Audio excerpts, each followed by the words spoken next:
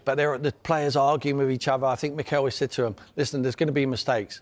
Don't matter who makes them, we're in this together, it's a collective. Just get on with it. And I thought that was clear from that on. I know they went in at half-time, 1-1, but I thought it was a fantastic... I think, obviously, there's a directive from Mikel to the players. I don't want to see that on show. You can have a row with each other in the dressing room, but if you make mistakes, we're in it together and we just get on with it quickly. And I think he owned it straight away. Declan just stuck his hand up and they got on with it. He was fantastic after that. Yeah, 100%.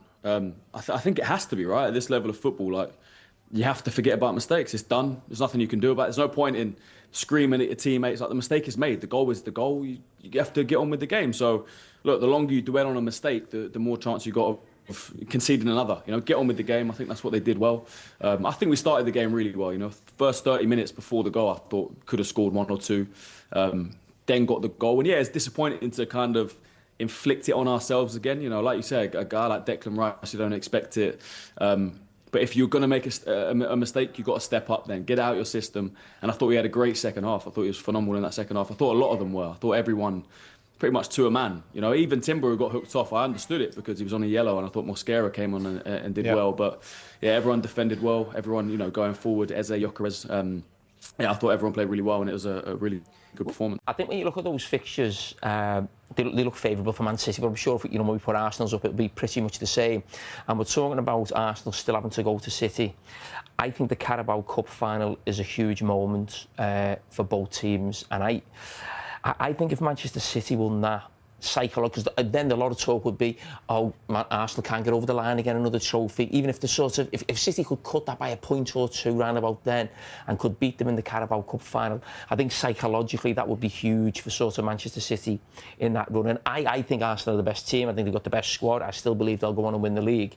But I'm just thinking where sort of City can get a little, you know, a little chink at them. And for me, I think it's almost better for Man City that they're playing Arsenal than Chelsea in the final.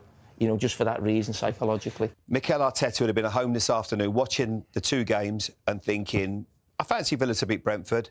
They didn't. And he'd probably see the second half thinking 2-0, this could be 5-0. He'd be opening a nice bottle of Rioja tonight because this is it. I think this is a title done now for Arsenal, and I think they could go on win it by 8-10 points. I'd be amazed if they don't. They've got the players. They've been getting their own way lately. I think they've been getting a little bit anxious. The crowd, the connection between the two of them. The manager gets a little bit uptight, and I think that transmits to the players. But I think now they can start to relax a bit, and I'll be amazed if they don't go and win this title comfortably now. They've got the best squad, they've got the best players, and they've got, you know, I think, and nobody really is strong enough to compete. Villa are doing incredible things, absolutely amazing what they're achieving, but they're running out of steam with injuries, etc. And you can see that Manchester City's form just isn't strong enough. They're not capable of going on an 18, 19 game run like they did a few years ago. The best in the season after Anfield.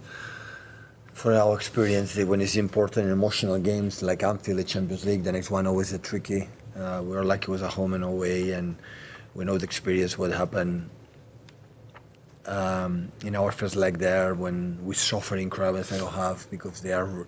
I said we didn't run. Yeah, we ran there. The process they were so good, and we adjust a few things. And the first half in our pressing, counter pressing with the ball, and second half they make a step up. When more in the team, they are more aggressive, they are more jump more, and after that